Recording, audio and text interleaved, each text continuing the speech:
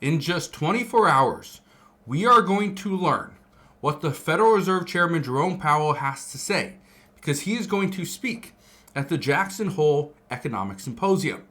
This is happening tomorrow on Friday. Here's the reason why this is such a big deal, and this is why markets are freaking out.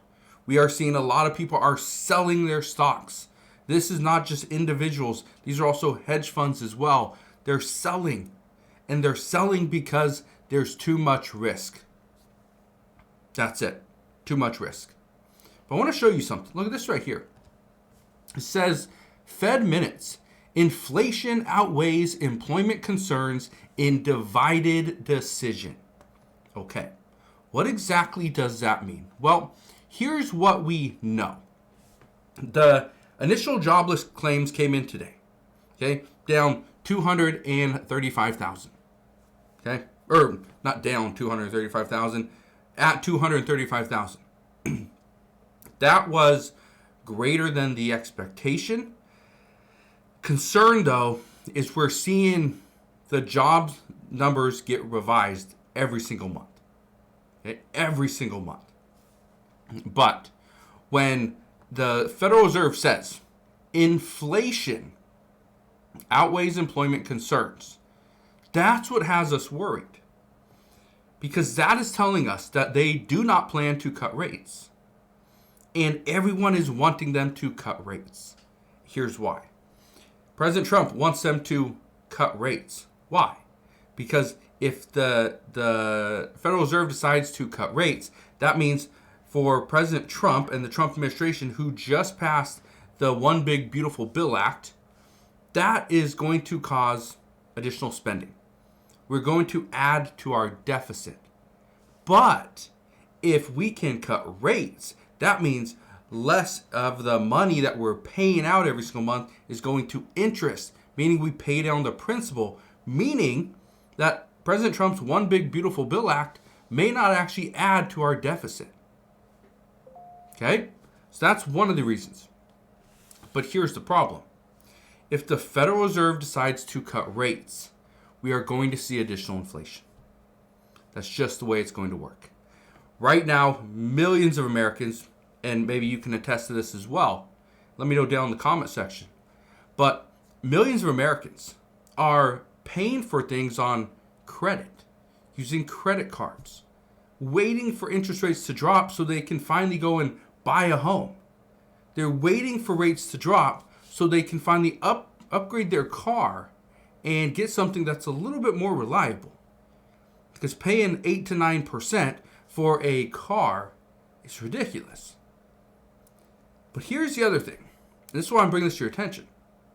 The Federal Reserve says inflation is a greater risk. If we lower rates, we are going to spend. It's going to happen. We are going to spend more money.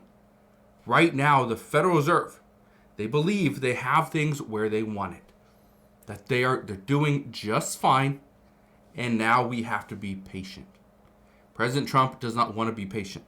He wants to see rates get cut. We can save the U.S. government money. We can build on a greater economy.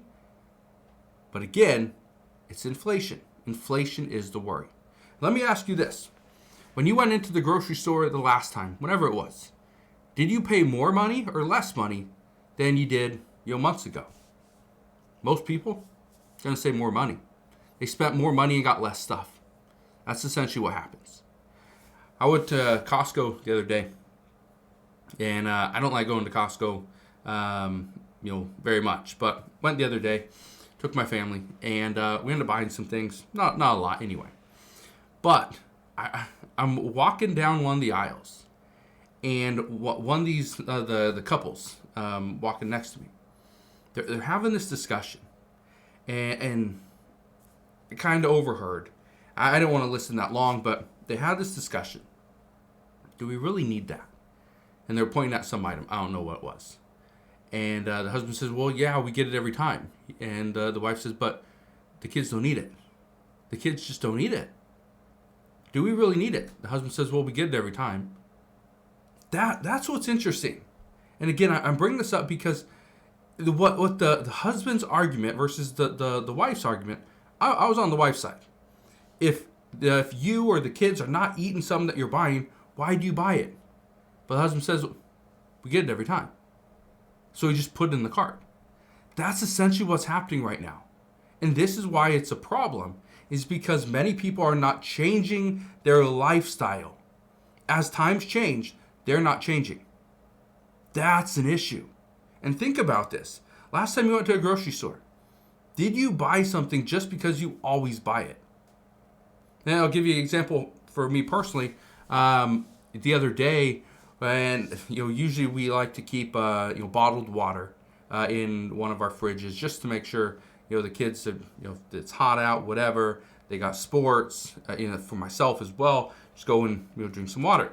Anyway, and so my wife always orders a case of bottled water. Okay, not a problem. Perfectly fine. We're gonna drink it anyway. So she got back from a camping trip a couple weeks ago. Had I think 2 or 3 cases of extra bottled water from the camping trip. Okay. When we got our delivery order, like Monday, guess what was there? Case of bottled water. So now we have, I think, 5 cases of bottled water. 5 or 6 cases of bottled water. It's insane. Okay, that's not extra. That's not counting the extra waters we have just in case of emergency. Okay, this is just what we keep next to the fridge to keep restocking it. Excuse me. And so again, I bring this up because this is exactly what we're going through. This is exactly what the U.S. economy is going through. We continue to pay for these things, so we'll just keep paying for it. This is what the Trump administration is trying to get rid of, is wasteful spending. Essentially, it's wasteful spending. The dad, excuse me, says we always buy that, so that's why we're buying it. The mom says kids don't need it. Wasteful spending. For us, the bottled water, we're going to use it. We just won't buy it in the next couple of weeks, but we're going to use it. But again, essentially, wasteful spending.